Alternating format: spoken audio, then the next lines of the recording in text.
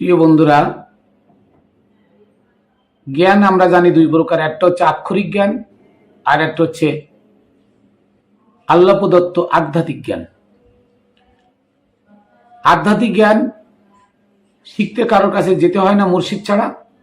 School college মসজিদ মাদ্রাসায় আধ্যাত্মিক জ্ঞান হয় না। আর আক্ষরিক জ্ঞান করতে গেলে এজিদের বানানো মাদ্রাসায় পড়তে হয়। আসুন আজকে এই জ্ঞান নিয়ে আলোচনা করব। আধ্যাত্মিক জ্ঞান দুই প্রকার, বর্জকে সুগরা আর বর্জকে কুবরা। এই সম্পর্কে আল্লাহ কি বলেন কোরআন থেকে কিছু দলিল আপনাদের সামনে তুলে ধরব। আসুন শুনি।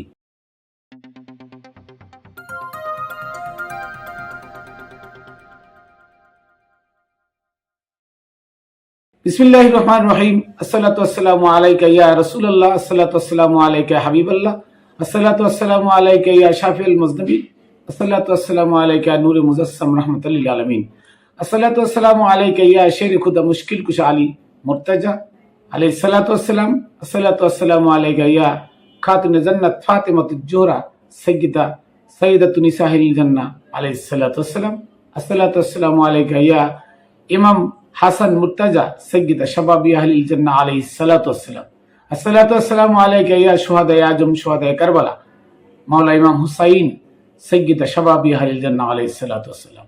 সর্বপ্রথম আমি লাখো কোটি সালাম ও ভক্তি চুম্বন রাখি পাক পাঞ্জাতনের পাক রওজায়, বড় পীর আব্দুল কাদের জিলানীর পাক রওজায়, খাজা গরিবে নওয়াজ মঈনুদ্দিন চিশতি রহমতুল্লাহ আলাইহির পাক রওজায়, বাবা শাহ আলী বগদাদী রহমতুল্লাহ আলাইহির পাক রওজায়, 360 অলির পাক রওজায়, এবং আমার দাদা হুজুর মুতালিব শাহ রহমতুল্লাহ আলাইহির পাক রওজায়, ও আমার মুর্শিদ হযরতে মানিক চাঁদ শাহ মাদ্দাজিল্লুহুল আলিয়া তার পাক কদমে।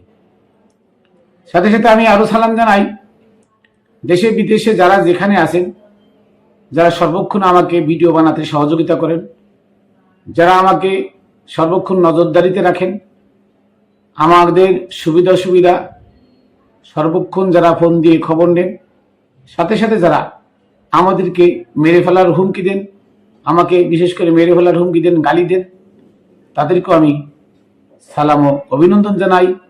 খাতুনে Jannat TV YouTube channel, Facebook page ও রামবেলের পক্ষ থেকে আমি মাইনুল কবির। এবং বিশেষ করে আমি আজকের এই ভিডিওর ব্যাপারে আরেকজনকে আমি শুভেচ্ছা না জানিয়ে পারলাম না, যিনি হচ্ছেন আমার এক ভাই। উনি সদরুদ্দিন আহমেদ চিশতি রহমতুল্লাহ আলাইহির সঙ্গে অনেকদিন সঙ্গ দিয়েছেন, যদিও তার প্রিয় অন্যজনে ওনাকে বক্তব্য ভালোবাসতেন, বাড়ি ভাইকেও ভালোবাসতেন।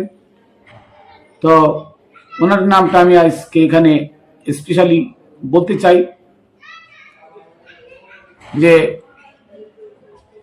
হান্নান ভাই, হান্নান চিশতি রহমতুল্লাহ আলাইহি ফরিদপুর বাড়ি, ওনাকে আমি স্পেশালভাবে এই ভিডিওতে সালাম জানাইলাম। উনি আমাকে অনুরোধ করেছে যে আধ্যাত্মিক জ্ঞানের উপরে, সিনার জ্ঞানের উপরে কিছু কথা বলতে। তাই আমি আজকে ভিডিওটা ওনার সৌজন্যে, উনি বলাতে আমি আজকে ভিডিওটা তৈরি করছি। সবাইকে জানাই শুভেচ্ছা অভিনন্দন। আসুন আমরা জানি ভিডিওটা কি। তবে আমরা জানি জ্ঞান দুই প্রকার। একটা হচ্ছে আক্ষরিক জ্ঞান, যেটা মারওয়ান ইবনে হিকামের আমল থেকে শুরু হয়। আক্ষরিক জ্ঞানটা মারওয়ান ইবনে হিকামের আমল থেকে শুরু হয়, আর আধ্যাত্মিক জ্ঞানটা হয়তো বাবা আদম আলাইহিস সালাম থেকে শুরু হয়। এবং আদম আলাইহিস সালাম থেকে শুরু হয়ে পৃথিবীর শেষ প্রান্ত পর্যন্ত এই আধ্যাত্মিক জ্ঞান থাকবে, চলবে, বন্ধ হবে না। আর আক্ষরিক জ্ঞান সেটাও দিন যত যাচ্ছে তত এজিদি মাদ্রাসা, এজিদি মসজিদ, এজিদি পাঠশালা দিয়ে আমাদের চতুর্দিক দিয়ে বেষ্টন করে সুফি জমকে ধ্বংস করার জন্য ওহাবি জমের আবির্ভাব ঘটেছে। তো যাই হোক, আপনার এই প্রসঙ্গে যাব না। তো এই আধ্যাত্মিক জ্ঞানটা কোথা থেকে আসলো? এই আধ্যাত্মিক জ্ঞানের সাথে জড়িত সূরা মাইদার 35 নম্বর আয়াত ও সূরা ফাতিহার 10 নম্বর আয়াত। সূরা ফাতিহার 10 নম্বর এবং সূরা মাইদার 35 নম্বর আয়াত, আগে এই সম্পর্কে আমার আয়াত দুটো তেলাওয়াত করে তার সম্পর্কে কথাগুলো তুললে বর্জকে সুগরা, বর্জকে কুবরা এসে যাবে। বর্জকে সুগরা এবং বর্জকে কুবরা নিয়ে আমি বিস্তারিত আলোচনা করব। তো দেখেন, কুরআনে আল্লাহ সূরা মায়দায় বলেন ইয়া আইয়ুহাল্লাযিনা আমানুত্তাকুল্লাহ ওয়াবতাগু ইলাইহিল ওয়াসিলা ওয়াজাহিদু ফি সাবিলিহি লাআল্লাকুম তুফলিহুন। আল্লাহ কি বললেন? ইয়া আইয়ুহাল্লাযিনা আমানুত্তাকুল্লাহ, হে ঈমানদারগণ, আমানুগণ।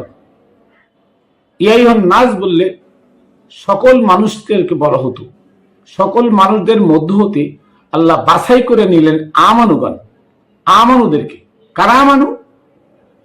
তারাই আমানু যারা আধ্যাত্মিক জ্ঞানের জ্ঞানী, যে সেই জ্ঞানীর কাছে যারা আত্মসমর্পণ করেছে তারা আমানু। তারা কি আমানু? আর আমানু ছাড়া বাকি সব কি?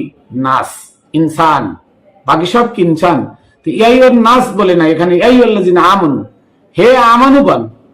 আইয়ুহাল্লাযী না আমানু, মানে এ আমানু সম্প্রদায়, আমানুগণ, মানে যারা আধ্যাত্মিক জ্ঞানে জ্ঞানীর কাছে বায়াত গ্রহণ করেছো, সেই সমস্ত মানুষ, অন্য কোনো মানুষ নয়, সাধারণ কোনো মানুষ নয়। তাদেরকে আল্লাহ বলতেছে ওয়াবতাগু ইলাইহিল ওয়াসিলা, আমানুত্তাকুল্লাহ, তোমরা আল্লাহকে ভয় করো। ওয়াবতাগু ইলাইহিল ওয়াসিলা, ওয়াবতাগু মানে খোঁজো, ইলাইহিল ওয়াসিলা আল্লাহকে পাওয়ার ওসিলা, মাধ্যম। মানে আমানুগণ তোমরা আল্লাহকে পাওয়ার মাধ্যম খোঁজো। তা আমানুগণ তো আল্লাহকে যারা পেয়েছেন তাদের কাছে আনুগত্যের বায়াত গ্রহণ করলেন, তাদের কাছে আনুগত্য স্বীকার করলেন, তাদের কাছে গিয়ে নিজে বায়াত হলেন, তাহলে তারা আরো কি করবে? হ্যাঁ, বায়াত গ্রহণ করেও পথভ্রষ্ট হয়। যেমন নবীর কাছে বায়াত গ্রহণ করা 10,000 সাহাবী কারবালার ময়দানে আমার ইমাম হুসাইনের মাথা কাটার দলে ছিল, তাহলে এই পথভ্রষ্ট হয়েছে না? এই পথভ্রষ্ট হয়েছে। এই আমানুগণ পথভ্রষ্ট হয়। তাই আল্লাহ বলছেন আমানুগণ তোমরা আমানু হয়ে থেকো না, শুধু তোমরা কি করো? ইত্তাকুল্লাহ, আল্লাহকে ভয় করো। ওয়াবতাগু ইলাইহিল ওয়াসিলা, আর যাদের কাছে বায়াত গ্রহণ করেছো তাদের সিনার জ্ঞান তোমার সিনায় নেওয়ার মাধ্যমে নেওয়ার চেষ্টা করো, নিয়ে তুমি আল্লাহকে খোঁজো। কথাগুলো বুঝবেন সুন্দর করে। ওয়াবতাগু মানে তুমি খোঁজো, ইলাইহিল ওয়াসিলা ওই আল্লাহওয়ালার মাধ্যমে আমি আল্লাহকে, তার মানে তুমি আল্লাহকে, ওই আল্লাহওয়ালা যার কাছে তুমি বায়াত গ্রহণ করেছো তার মাধ্যমে আমি আল্লাহকে খোঁজো, খুঁজলে তুমি পাবে। কারণ ওয়াফি আনফুসিকুম আফালা তুবসিরুন, আল্লাহ বলছেন আমি তোমার অন্তরে থাকি, তুমি কে তা দেখো না। আল্লাহ কার অন্তরে থাকে? আমার অন্তরে থাকে। কিন্তু যারা আল্লাহর সাথে অ্যাড হয়ে গেছে, যুক্ত হয়ে গেছে, আল্লাহ তাদের অন্তরে সর্বক্ষণ থাকে। তাই সর্বক্ষণ আল্লাহ তার অন্তরে থাকে, তার মাধ্যমে খুঁজলে আপনি আল্লাহকে পেয়ে যাবেন। তাই বলছে ওয়াবতাগু ইলাইহিল ওয়াসিলা, ওসিলা ধরে তোমরা আমাকে খোঁজো, আমাকে তালাশ করো। এই জন্য আমানুদেরকে বলেছেন, এখানে সাধারণ মানুষদেরকে কোনো কিছু বলা হয় নাই। এরপরে সূরা ফাতির 10 নম্বর আয়াত, সূরা ফাতির 10 নম্বর আয়াতে আছে, আপনারা সবাই জানেন যে সাহাবীরা কার কাছে বায়াত গ্রহণ করেছিল? আল্লাহর নবীর কাছে। আল্লাহর নবীর আনুগত্যের কাছে তারা বায়াত গ্রহণ করেছিল, বায়াত হয়েছিল। তো আল্লাহ তাআলা সেই কথাটা সূরা ফাতির 10 নম্বর আয়াতে বলেন, ইন্নাল্লাযীনা ইউবাইয়ুনাকা ইন্নামা ইউবাইয়ুনাল্লাহ ইয়াদুল্লাহি ফাওকা আইদিহিম। ডাইরেক্ট বলেন আল্লাহ, হে নবী, আপনার হাতে হাত দিয়ে যারা বায়াত গ্রহণ করেছে তারা আল্লাহর হাতে হাত দিয়ে বায়াত গ্রহণ করেছে। আল্লাহর হাত তাদের হাতের উপরে ছিল। এখানে একটা কথা আজকে স্পষ্ট আমি বলে দিতে চাই, স্পষ্ট বলতে চাই, সেটা কি জানেন? সেটা হলো এই বর্তমানে অলি 3 প্রকার। অলি 3 প্রকার। 1 নম্বর হলো যাদের সংখ্যায় বেশি তারা হলো এজিদি অলি। 1 নম্বর হচ্ছে যাদের সংখ্যায় বেশি তারা হচ্ছে এজিদি অলি। তারা নামাজও পড়ে, ওমরের খিলাফত মানে, এজিদকেও ভালোবাসে, এজিদির বাপ মুয়াবিয়াকেও ভালোবাসে, 3 খলিফাকেও ভালোবাসে, আবার নিজে বীরত্বের দাবি করে 10 লাখ টাকাতে চেয়ার বানায়, সেই চেয়ারে বসে থাকে, ভক্তের পকেটের টাকা মেরে, ভক্তের পকেটের টাকা নিয়ে তারা ছেলে মেয়ে বিদেশ পাঠায়, সেখানে তাদের উচ্চ শিক্ষায় শিক্ষিত করে, গাড়ি বাড়ি অনেক কিছু করে, ভক্তকে খাওয়ায় ডাল খিচুড়ি, আর সে নিজে তার বউ ছেলে মেনে খায় 10 ভাগের তরকারি দিয়ে ভাত। তারা দুনিয়াভোগী, তারা দুনিয়া লোভী। এই অলিদেরকে বলা হয় এজিদি অলি। এই অলিরা এক প্রকার। আর এক প্রকার অলি আছে, তারা টাকা দিয়ে খিলাফত কিনে নিজে পীর সেজে বসে আছে, কিন্তু অন্ধ। তারাও দুনিয়া লোভী, দুনিয়া ভোগী, তবে তারা এজিদকে মানে না। তাদের মধ্যে কি আছে? আহলে বায়তের প্রেম আছে, কিন্তু এজিদকে মানে না। তারা দুনিয়া লোভী, দুনিয়া ভোগী আছে, কিন্তু এজিদকে মানে না। এর ভিতরে দুইটা গ্রুপ আছে, এক গ্রুপ 3 খলিফারে মানে, এক গ্রুপ 3 খলিফারে মানে না। যারা 3 খলিফারে মানে না তারা আহলে বায়তের প্রেমিক, তারা দুনিয়া ভোগী হলেও সঠিক পথে আছে। আর যারা 3 খলিফারে মানে তারা বিপদগামী। গেল 2। এবার আসুন 3 নম্বর। 3 নম্বরে আধ্যাত্মিক 2 প্রকার, আধ্যাত্মিক সুগরা আর আধ্যাত্মিকে কুবরা। ভালো করে শুনবেন, আধ্যাত্মিকে সুগরা, আধ্যাত্মিকে কুবরা। ছোট আধ্যাত্মিক আর বড় আধ্যাত্মিক। ছোট আধ্যাত্মিক কারা? ছোট আধ্যাত্মিক হচ্ছে সৈয়দ বংশ অথবা এই জাতীয় ইমামদের হাতে হাত দিয়ে বায়াত গ্রহণ করেছে।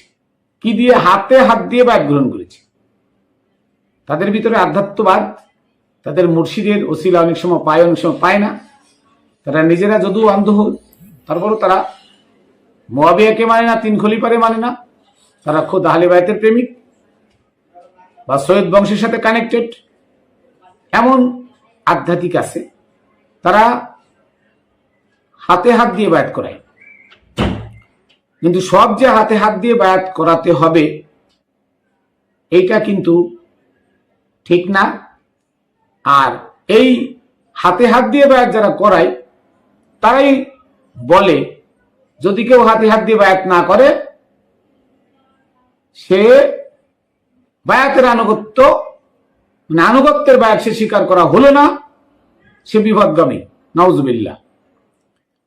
নাউজুবিল্লাহ। তাহলে আসুন আধ্যাত্মিকে কুবরা যারা মজদুম মজ্জুব, আধ্যাত্মিকে কুবরা যারা, তারা কখনো হাতে হাত দিয়ে বায়াত করে না। তাদের কাছে বায়াত হতে হয়, কিভাবে হতে হয় শোনেন। হাত 2 প্রকার। হাত কি 2 প্রকার? এটা লয় জহেরি হাত, আর হচ্ছে মারেফাতি হাত। ভালো করে শুনুন, যারা এই কথা ফতোয়া দেন জমকের ওলি মজদুম মজ্জুব শুধু বায়াত করে না, তাহলে ও বায়াত হয়নি, ওর বায়াত না হলে সে কি এখনো আলে বায়াত হয়নি। নাউজুবিল্লাহ, আস্তাগফিরুল্লাহ। বায়াত শব্দের অর্থ আগে আপনাকে জানতে হবে। বায়াত মানে বিক্রয় হওয়া। তো একজন টাকা দিয়ে আমাকে কিনবে, তার হাতে হাত দিয়ে টাকা নেবো, তার কাছে বায়াত হবে, এটা তো না। বায়াত শব্দের অর্থ বিক্রয় হওয়া। আমি কার কাছে বিক্রয় হব? আল্লাহ তো বলে দিয়েছেন ইত্তাবি সাবিলা মান আনাবা ইলাইয়া।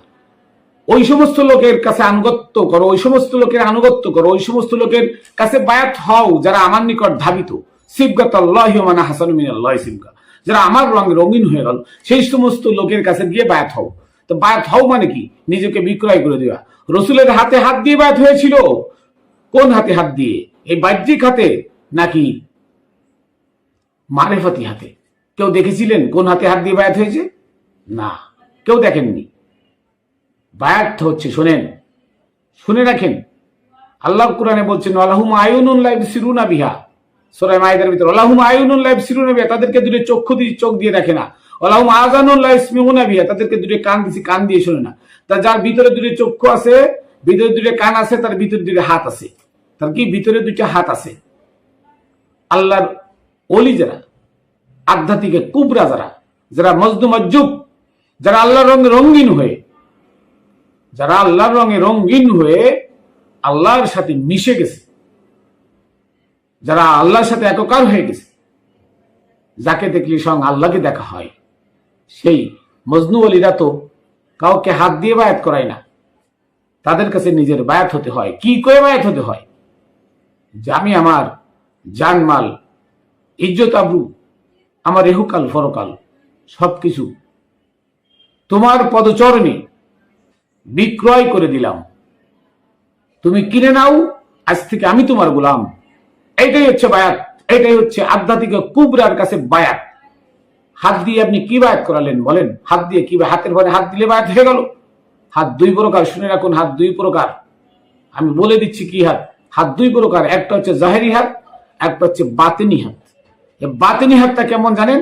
এখন বাংলাদেশের ক্ষমতায় কে? ডক্টর মোহাম্মদ ইউনূস। ডক্টর মোহাম্মদ ইউনূস এখন যদি আওয়ামী লীগের বড় একজন নেতাকে, দিনাজপুর বা যে কোনো জেলার বড় একজন নেতাকে এই ইউনূসের লোকজনে পিটাই হত্যা করে, সারা দুনিয়াতে রব উঠবে এই মার্ডারের পিছনে ইউনূসের হাত আছে। কি বলবে? এই মার্ডারের পিছনে ইউনূসের হাত আছে। আচ্ছা, ইউনূস কি ওইখানে নিজে হাতে মারছে? মারে তো নাই। তাহলে ওনার হাত থাকলে কি করে? এই হাত হচ্ছে আধ্যাত্মিক হাত। এই হাতের নাম কি? আধ্যাত্মিক হাত, যেটা চোখে দেখা যায় না। আল্লাহর ওলিরা যারা আধ্যাত্মিক কুবরা, যাদের মুখ দিয়ে ফু দিলে আনা সাগরের পানি ঘড়ির মধ্যে চলে আসে, তারা হাত দিয়ে বায়াত করে নাই। বাবা শাহ আলীকে হাত দিয়ে বায়াত করাইছিল। 360 অলি, খানজান আলী, শাহজালাল, শাহপুরান, শাহ মাকদুম, নাসিরউদ্দিন, সিফা সালার সহ যে 3জন 60 অলি দেশে ইসলাম নিয়ে এসেছিল, তারাকে হাত দিয়ে বায়াত করাইছিল কাউকে না। তাদের কাছে আনুগত্যের বায়াত হয়েছিল। সবাই আনুগত্যের বায়াত হয়েছিল। তাদের আনুগত্যকে গ্রহণ করে তাদেরকে যখন আল্লাহ ভেবে সিজদা দিয়েছিল, সে তার কাছে বিক্রয় হয়ে গেল, তারা কিনে নিয়েছিল। এটার নাম বায়াত। আপনি 2 লাখ টাকা দিয়ে প্রতি বছর একটা করে গরু দিবেন, আর 2 লাখ টাকা দিয়ে খেলাফত কিনে নিয়ে আপনি পীর হয়ে আসনে বসে মানুষকে হাতে হাত দিয়ে বায়াত না হলে আপনি আনুগত্যের শিকার হন নাই। এই কথা আর কখনো বলবেন না। হাত দুই প্রকার, জয়নি হাত আর বাতনি হাত। যারা আল্লাহর অলি, বড় কামেল অলি, তাদের বাতনি হাতে আপনি বায়াত হবেন। সে বায়াত আপনার বায়াতের হাতের ঘরে হাত দিয়ে বায়াতের থেকে অনেক উত্তম বায়াত। হযরত হুসাইন আলাইহিস সালাম কোন বায়াত শুনেন? হযরত হুসাইন আলাইহিস সালাম ছিলেন মদিনায়, আর মুহাম্মদ বিন আকিল ছিলেন কোথায়? কুফায়। কুফায় 40,000 লোক মুহাম্মদ বিন আকিলের মারফত হুসাইনের কাছে বায়াত গ্রহণ করেছিল। এটা কোন বায়াত? হুসাইনের হাতে তো হাত দেয়নি। এই কথার উত্তর আপনারা দেন। হুসাইনের হাতে তো তারা হাত দেয়নি। হুসাইন ছিল মদিনায়, মদিনার থেকে আসলো মক্কায়, আর মুহাম্মদ বিন আকিল ছিল কুফায়। তাহলে কুফায় যে 40,000 লোক মুসলমান হলো, মানে হুসাইনের আনুগত্য স্বীকার করে নিল, কার মাধ্যমে? মুহাম্মদ বিন আকিলের মাধ্যমে। হুসাইনের হাতে কি হাত দিয়েছিল? দেয় নাই। তার মানে হুসাইনের নামের পরে তারা ওখানে বসে বায়াত গ্রহণ করেছিল, হুসাইন সেটা গ্রহণ করেছিলেন। এটার নাম হলো আনুগত্যের বায়াত। এটাই আল্লাহ বলতে বলেছেন যে তাবি সাবিলা মান আনাবা ইলাইয়া, যারা আল্লাহর রাস্তায় বা যারা আমার সাথে ধাবিত হয়ে গেছে, আমার দিকে ধাবিত হয়ে গেছে, তোমরা তার আনুগত্য করো। এই যে এত কথা বললাম, এই আল্লাহর কাছে ওসিলা ধরে আল্লাহকে পাওয়া, এখানে ওসিলা বলতে গুরু বা মুর্শিদকে বোঝানো হচ্ছে। অত্যাগ ইলাইল ওসিলা, ওসিলা ধরে, ওসিলা মানে গুরু বা মুর্শিদকে বোঝানো হচ্ছে। এই কথার কোনো বিকল্প নেই। মুর্শিদ বা গুরুর নির্দেশে জিহাদুল আকবরে রত হয়ে আত্মজয়ী হতে হবে। মুর্শিদ বা গুরুর কাছে জিহাদুল আকবরে রত হয়ে, মুর্শিদ বা গুরুর কাছে জিহাদ মানে কষ্ট করা, চেষ্টা করা, ইচ্ছা পোষণ করা। তাহলে চেষ্টা করা, তাহলে মুর্শিদের হাত ধরে, মুর্শিদের পদচরণে পড়ে আপনাকে চেষ্টা করতে হবে আত্মজয় করতে, আত্মজয় হতে। এই জন্য আগে একজন মুর্শিদের নিকট গিয়ে তার আনুগত্য বায়াত গ্রহণ করে তথা নিজেকে উৎসর্গ করে আদেশ নিষেধ পুরোপুরি পালন করতে হবে এবং মোরাকাবাতে ধ্যান করতে হবে। তরিকতের পথে যাহাকে বলে ধ্যান করতে হবে, তরিকার পথে যাহাকে বলে বর্জক বা নিরিখ। নিরিখ বলতে কি বোঝেন তো? বর্জক বা নিরিখ। বর্জক আরবি শব্দ, এর বাংলা হলো নিরিখ, বান ধরে 2 নয়নে, তার মানে 2 চোখ দিয়ে অ্যাকুরেট কোন দিকে তাকায় থাকার নাম কি বলে? নিরিখ। আমরা আগে বলতাম ছোটবেলায় যে ওই পাখিটা মার গুলতি দিয়ে গুলতি দিয়ে একদম নিরিখ করে মারবি। তার মানে কি, যেন অ্যাকুরেট জায়গায় যায় লাগে, মিস না হয়, এর নাম নিরিখ। বান্দরে দুই নয়নে।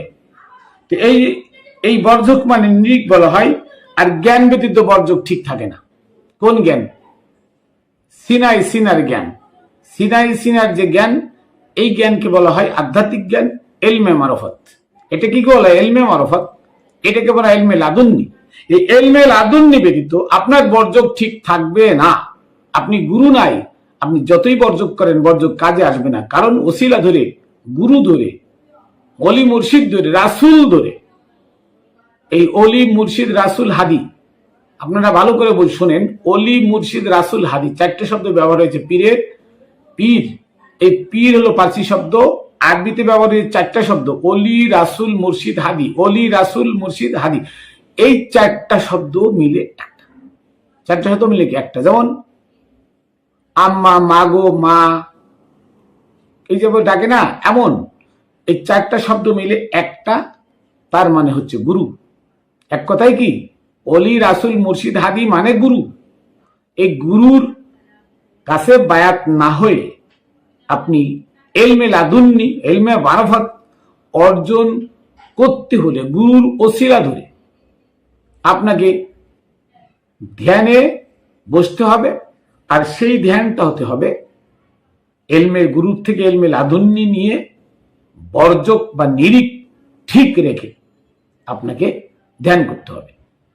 আর এই বর্জক প্রধানত দুই প্রকার।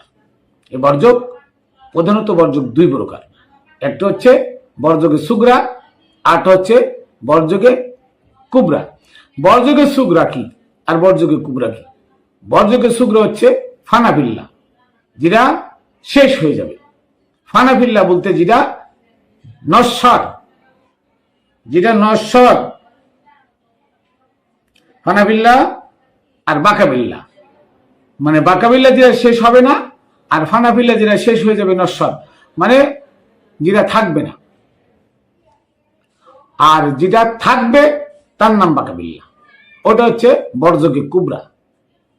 এবার আসুন সূরা আর রহমানের দুইটা আয়াত আমরা এখানে তেলাওয়াত করব। বাইনাহুমা বারজাখুল লা ইয়াবগিয়ান, মানে দুইয়ের মাঝখানে একটা প্রাচীর আছে, সে প্রাচীরটা কি ভাঙে না।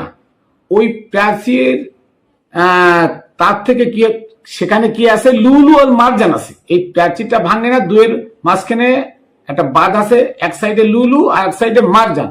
এই লুলু আর মারজান কি? লুলু আর মারজান হচ্ছে নারী আর পুরুষ, জাত আর সিফাত। একটা হলো জাত আর একটা হলো সিফাত। তো সমস্ত সৃষ্টির রহস্য এই লুলু মারজানে নিহিত। এরপরে দেখেন, আদম আলাইহিস সালাম একটা লাঠি নিয়ে আসছিল। এই লাঠি দিয়ে পাথরে আঘাত করলে দেখবে সে পাথর হতে 12টি ঝর্ণা প্রবাহিত হচ্ছে। এটা কিন্তু সূরা বাকারার 60 নম্বর আয়াতে আল্লাহ বলতেছেন যে তোমার কাছে যে লাঠি দিয়ে আঘাত করলে এটা পাথরে, সেখান থেকে 12টা ঝর্ণা বেরো, মানে 12টা ঝর্ণা প্রবাহিত হবে। কয়টা ঝর্ণা? পাথরে লাঠি দিয়ে আঘাত করলে পাথর থেকে 12টা ঝর্ণা বের হবে। এটা কিন্তু কোরআনের আয়াত, সূরা বাকারার 60 নম্বর আয়াত। ওই ঝর্ণাতেই রয়েছে সমস্ত ভেদ রহস্য। কি কথা আপনি বোঝেন? যে মানে বারজাকে সুগরা, এটা বারজাকে সুগরা আর বর্জকে কুবরা। এটা বারজাকে সুগরাটা হচ্ছে যে আদম আলাইহিস সালামের লাঠি নিয়ে আসলো, ওই লাঠি দিয়ে আঘাত করলে পাথরে 12টা ঝর্ণা রাশি বেরোবে। সূরা বাকারার 60 নম্বর আয়াত। আর ওই ঝর্ণাতে রয়েছে সমস্ত ভেদ রহস্য, সমস্ত ভেদ বাতেন। এই ঝর্ণার মধ্যে সেই ঝর্ণাগুলো কি? ওই লাঠি যার নেই সে কখনো গুপ্ত রহস্যের খবর পাবে না। এই লাঠি যার নেই সে কখনো গুপ্ত রহস্য পাবে না। আর এই লাঠি প্রথম আদম আলাইহিস সালাম নিয়ে এসেছিলেন, ইহা জান্নাতি লাঠি। এই লাঠিতে আলী আলাইহিস সালামের জুলফিকার বলে কথিত, যার মধ্যে রয়েছে বেলায়েতের গুপ্ত রহস্য। আর এই লাঠিটি শেষ পর্যন্ত কার কাছে? মাওলা আলীর কাছে। তার যে জুলফিকার তলোয়ার, সে তলোয়ারের মধ্যে তার এই তলোয়ার ভেদ বাতেন হিসেবে এই লাঠিটা তার তলোয়ার হয়ে যায়। এর মধ্যে সারা দুনিয়ার যত ভেদ বাতেন এর ভিতরেই রহস্য। এবার দেখেন রাসূল পাক সাল্লাল্লাহু আলাইহি সাল্লাম বেলায়েতের মানে রাসূলুল্লাহ সাল্লাম থেকে বিলাত প্রাপ্ত হলেন হযরত মাওলা আলী আলাইহিস সালাম, যার যুগে যুগে ইমানদারগণের মধ্যে সিনার জ্ঞান সিনাই দিয়ে প্রচলিত আছে। সাধুগণের মধ্যে প্রবাহিত হয়ে চলছে সিনাই সিনাই সিনাই, বিলায়েতের জ্ঞানটা সিনাই সিনাই। এটাকে ইলমে লাদুন্নি বলে, আধ্যাত্মিক জ্ঞান বলে। এটা হচ্ছে ইলমে মারিফাত, এটা ইলমে মারিফাত। সে বিলায়েতের অধিকারী যারা, তারাই মুক্তিপ্রাপ্ত হবে। হ্যাঁ, বর্জকে সোগরাকে সেজদা করলেই আদায় হয়ে যায়। কি সেজদা? তাজিমি সেজদা। বর্জকে সোগরাকে সেজদা করলে বর্জকে কুবরার সেজদা আদায় হয়ে যায়। মানে বর্জকে সেজদা সোগরা সেজদা করলে, তাজিমি সেজদা করলে বর্জকের কুবরা সেজদাও আদায় হয়ে যায়। আর বর্জকে কুবরার স্পেশাল সেজদা হচ্ছে শুকরিয়া জ্ঞাপন সেজদা। শুকরিয়া জ্ঞাপন সেজদা, বর্জকে কুবরা শুকরিয়া জ্ঞাপন সেজদা। তো এই ব্যাপারে আমি বলবো যে যার সেজদার জায়গায় খোদা নেই, তার সেজদা সঠিক হবে না। মাটি পাটি জায়নামাজে আল্লাহ সেজদা দিতে বলে নাই। মাটি পাটি জায়নামাজে সেজদা দেওয়া নিষেধ। সেখানে যারা সেজদা করে তারা খোদাকে সেজদা করে না, তারা খোদাকে সেজদা করে না। যার সেজদার জায়গায় খোদা নেই, সে সেজদা ঠিক হয় না, কবুল হয় না। সেজদার জায়গায় বর্জক না নিলে সেজদা করবে কারে? কিসের সেজদা? এই ভেদ তত্ত্ব পীরের নিকট গিয়ে জানবেন। বর্জক বিনে নামাজ নিষেধ জাননি, বর্জক রাখিয়া নামাজ পড়নি। মানে বর্জক বিনে নামাজ নিষেধ জাননি, বর্জক ছাড়া নামাজ হবে না। আর বর্জক নিয়ে কি, বর্জক রেখে কি তুমি নামাজ পড়ো? শরিয়াতের নামাজে কেউ বর্জক নিয়ে নামাজ পড়ে না, তাহলে কিসের নামাজ? নামাজ তাদের হয় না। এবার আসেন বর্জকে সুগরা আর বর্জকে কুবরা কোরআন দিয়ে দলিল করাই দিচ্ছে কোনটা বর্জকে কুবরার কোনটা বর্জকে সুগরা। এইভাবে দলিল কোরআন থেকে আরেকটা দলিল দিই। কোরআনের সূরা রহমানের 26 নম্বর আয়াতে বলা হয়েছে কুল্লু মান আলাইহা ফান, কুল্লু মান আলাইহা ফান, সব কিছু ধ্বংস হয়ে যাবে। সব কিছু কি ধ্বংস হয়ে যাবে, ফানা হয়ে যাবে, নশ্বর হয়ে যাবে, সব কিছু ধ্বংসশীল, সব ধ্বংস হয়ে যাবে। 27 নম্বর আয়াতে আল্লাহ বলেন ওয়ায়াবকা ওয়াজহু রাব্বিকা যুল জালালি ওয়াল ইকরাম, শুধু তোমার রবের চেহারা জুল জালাল যিনি ইকরাম, এটাই বাকি থাকবে। তার মানে বর্জকে কুবরা নশ্বর হবে না, ধ্বংস হবে না, বহাল থাকবে। তাই রবের চেহারা হচ্ছেন বর্জকে কুবরা, আর বর্জকে সুগ্রা হচ্ছে অলি মুর্শিদের চেহারা। অলি মুর্শিদগণ হচ্ছে বর্জকে সুকরা, তাদের দিকে তাকালে বর্জকে সুকরা, তাদেরকে তাজিমি সিজদা দিলে বর্জকে সুকরার সিজদা আদায় হয়, বর্জকে কুবরারটাও আদায় হয়। তবে বর্জকে কুবরার সিজদা হচ্ছে শুকরিয়াতান সিজদা। তাহলে এখানে বুঝে আসলো যে সিজদা কাকে করতে হবে? আল্লাহকে সিজদা করব নিরিক বা বর্জক রেখে। কোরআনের সূরা রহমানের 26 নম্বর আয়াতে বলা হয়েছে কুল্লু মান আলাইহা ফান, কুল্লু মান আলাইহা ফান, সব কিছু ধ্বংস হয়ে যাবে। সব কিছু কি ধ্বংস হয়ে যাবে, ফানা হয়ে যাবে, নশ্বর হয়ে যাবে, সব কিছু ধ্বংসশীল, সব ধ্বংস হয়ে যাবে। 27 নম্বর আয়াতে আল্লাহ বলেন ওয়ায়াবকা ওয়াজহু রাব্বিকা যুল জালালি ওয়াল ইকরাম, শুধু তোমার রবের চেহারা জুল জালাল যিনি ইকরাম, এটাই বাকি থাকবে। তার মানে বর্জকে কুবরা নশ্বর হবে না, ধ্বংস হবে না, বহাল থাকবে।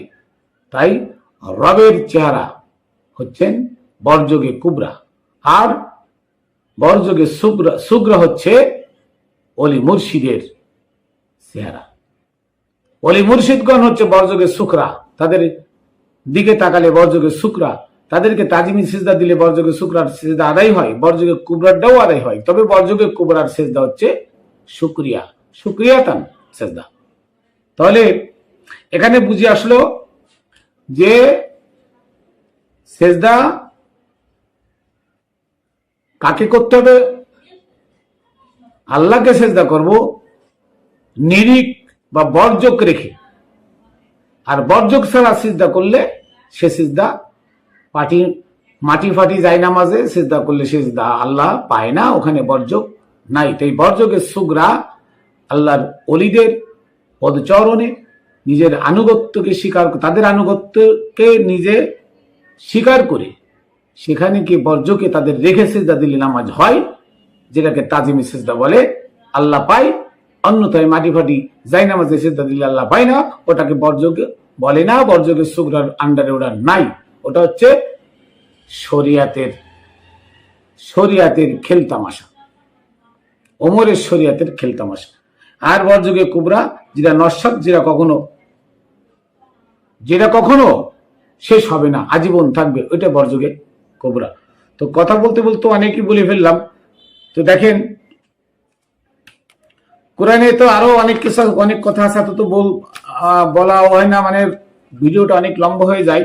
এরপরে আরেকটা কথা না বলে পারি না, যারা বলে পীর মুর্শিদ লাগে না, মারেফাত লাগে না, তাদেরকে বলবো ইমাম আবু হানিফা রহমতুল্লাহ আলাই উনি বলেছেন ফিকহ শাস্ত্র মানুষের জাহেরকে শুদ্ধ করে, প্রকাশ্যটা যেটা এটা ফিকহ শাস্ত্রে শুরু করে, আর তাসাউফ মানুষের বাতেনকে শুদ্ধ করে। ফিকহ মানুষের জাহের শুদ্ধ করে, তাসাউফ মানুষের বাতেন শুদ্ধ করে। বুঝতে হবে জাহের এহলোকের আর বাতেন পরলোকের বিষয়। কে বলেছে? আবু হানিফার লেখা বইয়ে বলেছে, যারা শুধু জাহের বা আনুষ্ঠানিক ইবাদত নিয়ে আসে তাদের এ ধরনের ইবাদত সমাজে অচেতন বোবা বধির লোকগুলো খুশি, কিন্তু আল্লাহ মাত্রই রাজি খুশি নন। জাহের ইবাদত এই দায়মি বন্দেগি চিন্তা নন। আচ্ছা, জ্ঞানীরাও সন্তুষ্ট নন, জাহের ইবাদতে কোনো জ্ঞানীও সন্তুষ্ট নন। আর যারা আনুষ্ঠানিক জাহেরি ইবাদত এবং দায়মি বাতেনি ইবাদতে অথবা শুধু দায়মি ইবাদতকে কায়েম করে আল্লাহ পাক তাদের বন্দেগিতে রাজি খুশি থাকেন। তাই আবু হানিফার কথাও যে ইলমে তাসাউফ বা তাসাউফের জ্ঞান মানুষকে শুদ্ধ পথ দেখায়, আল্লাহকে পাওয়ার পথে নিয়ে যায়। আর শরিয়াতের জ্ঞান মানুষকে ধ্বংস করে, শরিয়াতের জ্ঞান দিয়ে মানুষ কখনো আল্লাহকে পায় না। এই জ্ঞান থেকে শরিয়াত থেকে আমাদের বেঁচে থাকতে হলে কামেল মুর্শিদের পদচরণে গিয়ে নিজেকে বিলিয়ে দিতে হবে। এই ব্যাপারে আমাদের খাজা মঈনুদ্দিন চিশতি রহমতুল্লাহ আলাইহি তার একটা কবিতায় বলেছেন, বইটি লিখেছেন, দুম্বি ও দুমদা ও দুমখা, দুম্বি ও দুমদা ও দুমখা, খাজার আদর খাজায় খুদা মাহবেদা। কত সুন্দর কথা বলেছেন ফার্সিতে, যে পীরকে খুদা হতে জানিও না, খুদা হতে দুই জানিও না, দুই দেখিও না, দুই বুঝিও না। কি সুন্দর কথা। পীরকে খুদা হতে দুই জানিও না, দুই দেখিও না, দুই ভাবিও না। সূরা নিসার 150-151 নম্বর আয়াতে পীরের মধ্যে আর আল্লাহর মধ্যে যারা পার্থক্য সৃষ্টি করে তারা কাফের। অতএব অনেক লম্বা হয়ে গেল। আমি আবার পরবর্তীতে আবার আরেকটা ভিডিওতে আবার বাকি কথা তুলে ধরবো, যেহেতু অনেক বড় ভিডিও হয়ে যায়। তো আমি আজকের এই ভিডিওটা এখানে শেষ করছি। আমার কথা আসলে আরো অনেক ছিল, সব বলা যায় না। তো আপনাদেরকে বুঝাইলাম বর্জকে সুগরা আর বর্জকে কুবরা। বর্জকে সুগরা হচ্ছে ধ্বংস হয়ে যাবে, আর বর্জকে কুবরা আল্লাহর চেহারা, যা কখনো ধ্বংস হবে না। ইলমে লাদুন্নি দুই প্রকার, বর্জকে সুগরা আর বর্জকে কুবরা। বর্জকে সুগরার মাধ্যমে বর্জকে কুবরা অর্জন করতে হয়। বর্জকে সুগরা হচ্ছে ফানাফিল্লা, বর্জকে কুবরা হচ্ছে বাকাবিল্লা। তো বর্জকে কুবরা একমাত্র আল্লাহ, আর বর্জকে সুগরা হচ্ছেন কামিল অলিগণ। তাদের কাছে গিয়ে, সান্নিধ্যে গিয়ে তাদের বর্জকটা নিরিখটা রেখে আপনার ধ্যান সাধনায় বসে নিজেকে আল্লাহর সাথে মিলিয়ে নেওয়া, আল্লাহর রঙে রঙিন করে নেওয়া, এই জ্ঞানটার নাম হলো বর্জকে সুগ্রা। এটা বর্জক, এটা নিরিখ, এটা টার্গেট, এটা অ্যাকুরেট বরাবর আপনার নজর থাকতে হবে ইবাদতের মধ্যে, নসেত ওই ইবাদত কবুল হবে না, আল্লাহ খুশি হবেন না। তো যাই হোক, আমি আমার কথার মধ্যে অনেক ভুল ত্রুটি হয়, কারণ হলো কথা বলতে গেলে অনেক কথাই একটা কথার মধ্যে অন্য কথাটা চলে আসে। তো যাই হোক, অনেক সময় হয়ে গেল, প্রায় 30 মিনিট হয়ে গেছে।